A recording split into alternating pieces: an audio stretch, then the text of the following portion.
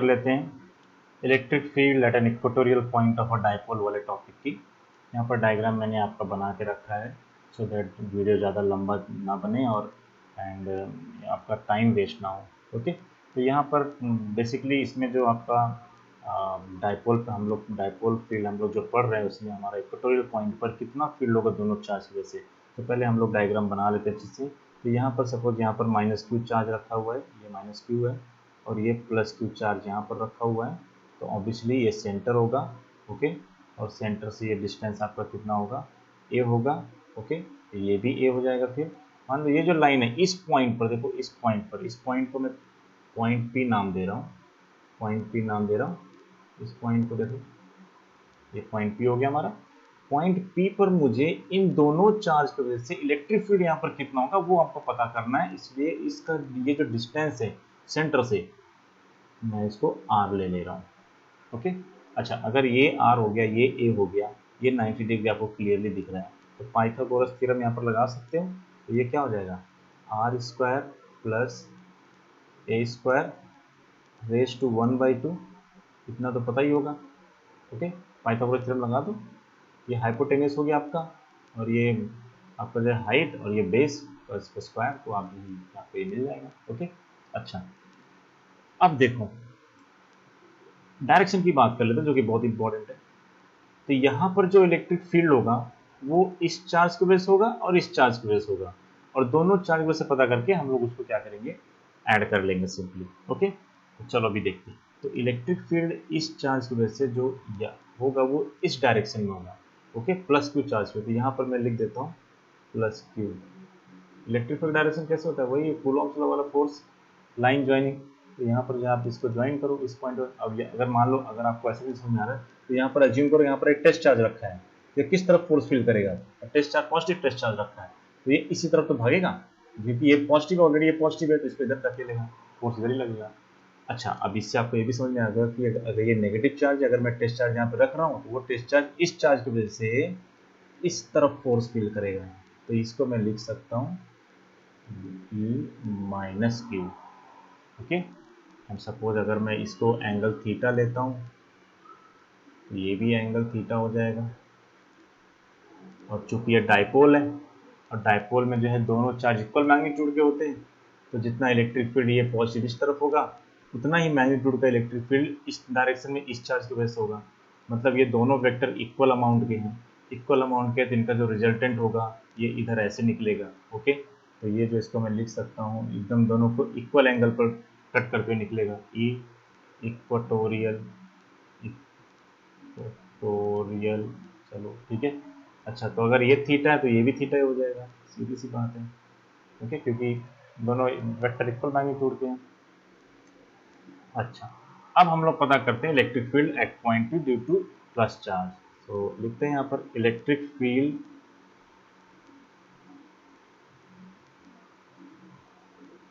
Eight point P due to +q charge. अब लिख दो यहाँ पर E + q। ओके, अच्छा इसको नाम भी दे दो यहाँ पर, तो अगर हम लोग डायरेक्शन बता सकें, A इसको B, तो इसको कैसे लिखोगे, 1/4πε0, और ये Q अपॉन, अब देखो अब ये +q से यहाँ तक डिस्टेंस कितना है, r² + a² रेज़ टू 1, मतलब रूट साइन के साथ r² + a² रेज़ टू 1/2। यहाँ पर स्क्वायर r² आएगा, r² क्या डिस्टेंस, ये r मत समझ लेना इसको, कंफ्यूजन नहीं होना चाहिए। पॉइंट P से और इसके बीच में जो डिस्टेंस है उसका स्क्वायर, तो ये रूट साइन तो हट जाएगा ना, तो ये क्या हो जाएगा basically r² + a²। Okay, root sine हट जाएगा यहाँ से। देखो यहाँ पर, देखो ये इसका स्क्वायर लेना है, तो बेसिकली इसको मैं ऐसे लिख सकता हूँ ना, r² + a², ये हो गया, और इसका भी स्क्वायर करोगे तो क्या हो जाएगा, रूट साइन हट जाएगा ये। ओके, चलो अच्छा डायरेक्शन क्या होगा, क्योंकि वेक्टर क्वांटिटी है तो डायरेक्शन लिखना बहुत जरूरी है। डायरेक्शन होगा अलोंग B P ऐसा क्यों लिखा, क्योंकि यहाँ पर देखो डायपोल मोमेंट का डायरेक्शन तो इस तरफ होगा, तो P के टर्म में तो हम लोग नहीं लिख सकते यहाँ पर, ठीक है। तो देखो ये अगर हम लोग फाइनल देखेंगे, इक्वेटोरियल देखेंगे, तो ये P के अपोजिट है, वो लिख सकते हैं हम लोग टुवर्ड्स लेफ्ट। लेकिन ये जो क्या है ऑब्लिक एंगल किसी एंगल पर है, ओके, तो यहाँ पर हम लोग अलोंग BP लिख देते हैं, ठीक है। अच्छा, अब सिंपली देखो यहाँ पर electric field at point P similarly due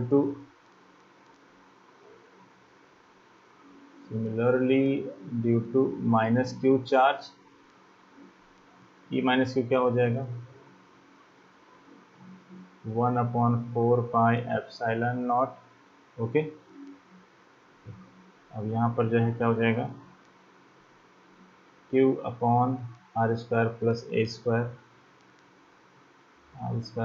a² और ये डायरेक्शन क्या कहाँ होगा अलोंग, देखो इस तरफ है ना, along AP, okay, along AP हो गया, डायरेक्शन हो गया, तो इसको ब्रैकेट में डाल दो, along BP along AP, okay. अब देखो यहाँ पर माइनस Q वाला यहाँ पर नहीं लिखा, मैंने डायरेक्शन बता दिया यहाँ पर, ठीक है। अच्छा, तो अब ये दोनों इलेक्ट्रिक फील्ड ये और ये दोनों इक्वल हैं। पिछले वाले केस में क्या था, दोनों का डिस्टेंस सेम नहीं था, एक चार्ज यहाँ पर था, हम लोग एक्सियल वाले में जब पॉइंट पता कर रहे थे तो ये डिस्टेंस जो है ज़्यादा था और प्लस Q वाले से कम था। लेकिन इस इक्वेटोरियल केस में ये और ये दोनों क्या है पॉइंट P दोनों के लिए सेम डिस्टेंस पर है। आप अगर ये वाला पॉइंट लोगे तो भी सेम डिस्टेंस पर रहेगा, तो सेम डिस्टेंस पर होने की वजह से दोनों फोर्स क्या है बराबर है, ओके। दोनों की वजह से जो इलेक्ट्रिक फील्ड होगा वो इक्वल होगा, ओके। अच्छा, इक्वल तो हो गया। अब देखो यहाँ पर अब हमारा जो ई एक्सियल होगा, देखो एक इधर है एक इधर है, तो दोनों का रिजल्टेंट ई एक्सियल होगा ना। तो देखो अगर मैं ये जो वेक्टर है ई प्लस क्यू, ये ना तो कंप्लीट वर्टिकल है ना कंप्लीट हॉरिजॉन्टल है, इसको रिजॉल्व करना पड़ेगा हमको। रिजॉल्व करेंगे तो कैसे, ये दो परपेंडिकुलर कंपोनेंट में रिजॉल्व होगा। तो मैं इसको रिजॉल्व करके आपको बताता हूँ। ई प्लस क्यू हुआ रिजॉल्व, देखो ये इधर होगा और एक इधर होगा ऐसे प्लस Q, ठीक है।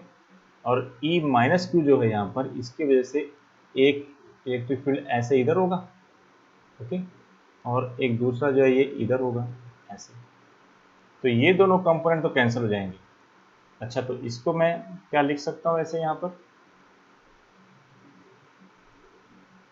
तो ये जो आपका हो जाएगा ये हो जाएगा आपका E साइन थीटा हो जाएगा आपका ये, ठीक है।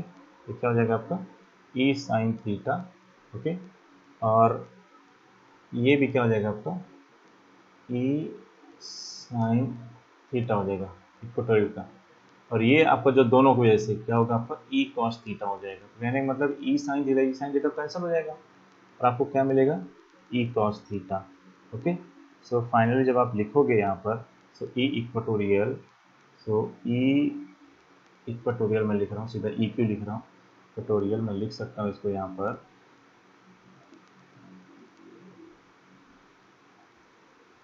E due to minus Q cos theta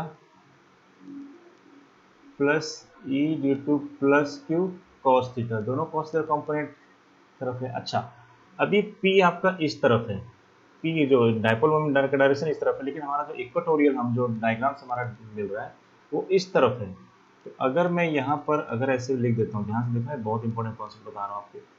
ये अगर मैं यहाँ पर अगर P कैप लिखता हूँ और ये माइनस यहाँ पर साइन लगा देता हूँ, तो कहने का मतलब इसका डायरेक्शन सेटिस्फाई हो गया ना P। जब आप P देखोगे तो डायरेक्शन इस तरफ है, लेकिन हम लोग इक्वेशन लिख रहे हैं ई इक्वेटोरियल के लिए। So because of this minus sign ये P का डायरेक्शन इस तरफ हो जाएगा। तो मतलब डायरेक्शन का भी काम हमारा इसमें हो गया। अब सिंपली आपको क्या करना है, सिंपली आप लिख दो ई इक्वेटोरियल इक्वल टू माइनस 2, कोई भी एक चार्ज, दोनों चार्ज का मैग्नीट्यूड बराबर है, सो ये कोई भी एक चार्ज ले लो, मैं माइनस Q वाला चार्ज ले रहा हूँ कॉस थीटा, और ये P कैप, ओके, ब्रैकेट में आप लिख सकते हो E plus Q equal to E minus Q, और दोनों कॉस थीटा, तो सिंपली ऐड हो जाएगा, ओके। तो बेसिकली यहाँ पर आपको क्या मिलेगा, ई इज इक्वल टू -2 और 1/4πε0, और यहाँ पर आपको मिलेगा Q upon E minus Q, क्या आपका Q अपॉन, देखो यहाँ पर E minus Q R square plus A square, okay, और फिर इसके बाद आपका इंटू कॉस थीटा। अच्छा, कॉस थीटा भी डायग्राम देखो, कॉस थीटा देखो एडजेसेंट अपॉन हाइपोटेनियस, राइट। तो आपको एडजेसेंट आपका ए है डिवाइडेड बाय हाइपोटेनियस क्या है, R square plus A square raise to 1/2, okay. देखो रूट साइन, चलो रूट साइन सब देता हूँ, R square plus A square, ठीक है। तो आपका ये कॉस थीटा है, ठीक है। अब ये कॉस की वैल्यू यहाँ पर रखना पड़ेगा आपको, रख दो, चलो रख के देखते हैं। सो देयरफॉर यहाँ से मैं लिख रहा हूँ, सो ई इक्वेटोरियल क्या मिल जाएगा आपको, ई इक्वेटोरियल इज इक्वल टू, तो आपको ये देगा आपको -2 1/4πε0, और ये आपका Q upon R square plus A square into A divided by cos theta का वैल्यू रख दो यहाँ पर, under root R square plus A square. तो ये R square plus A square और ये under root R square plus A square आपको क्या दे देगा, चलो पूरा इक्वेशन में लिख देता हूँ आपको यहाँ पर। तो बेसिकली अब ये देख लो, ये 2 और ये Q और ये A, so Q into 2A क्या देगा आपको, डाइपोल मोमेंट देगा। तो ये माइनस साइन ऐसे रहने दो और इसको मैं डाइपोल मोमेंट P लिख देता हूँ। अच्छा सॉरी, यहाँ पर आपको डायरेक्शन में दिखा दो यहाँ पर, तो यहाँ पर P कैप, यहाँ पर भी आपका P कैप आएगा, ठीक है। तो अब यहाँ पर देखो माइनस P हो गया, ये 2Q इंटू ये हो गया आपका अपॉन 4πε0, 4πε0 हो गया। अब इन डिवाइडेड बाय, अब देखो यहाँ पर R square plus A square raise to 3/2, 3/2 क्यों हो गया, देखो ये आर स्क्वायर यहाँ पर लिख रहा हूँ मैं, देखो यहाँ पर ध्यान से देखो, R square plus A square को मैं कैसे लिख सकता हूँ, रेज टू 1, और ये जो दूसरा जो R square plus A square है रूट साइन के साथ, इसको मैं कैसे लिख सकता हूँ, R square plus A square raise to 1/2। तो देखो law of indices, A raise to M into A raise to N, A raise to M plus N मतलब 1 + 1/2 आपको देगा ये 3/2, ओके। अब फिर से हम लोग वही चीज़ अप्लाई करते हैं, ठीक है। कौन सी चीज़, लेट अस अज्यूम, चलो अज्यूम कर लेते हैं इफ, तो हमारा ये फाइनल इक्वेशन हो गया स्टूडेंट्स, ई minus Q, okay. Now suppose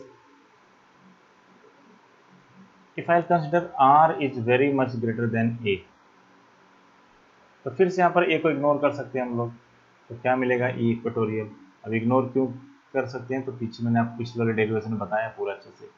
so P upon, क्योंकि A जो है एंगस्ट्रॉम में आता है, बहुत कम डिस्टेंस, उसका स्क्वायर करोगे तो बहुत ज़्यादा हो जाएगा, बहुत छोटा नंबर हो जाएगा ये बेसिकली। तो A को इग्नोर कर दो यहाँ से, तो ये क्या मिलेगा आपको, ये R³ दे देगा, सॉरी R³ हो जाएगा, पहले हम लोग बाकी का लिख देते हैं।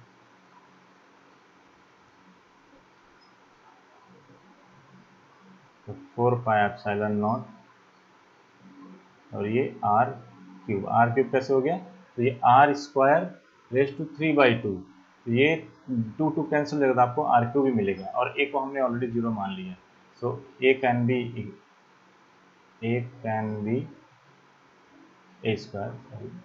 A square can be neglected, okay, ठीक है। तो ये हमारा जो है, और ये हमारा डायरेक्शन P, तो P का डायरेक्शन अभी हम लोग यहाँ पर ऑलरेडी यहाँ पर P कैप लिख ही रहे हैं, मतलब इस तरफ होगा, लेफ्ट साइड, ओके।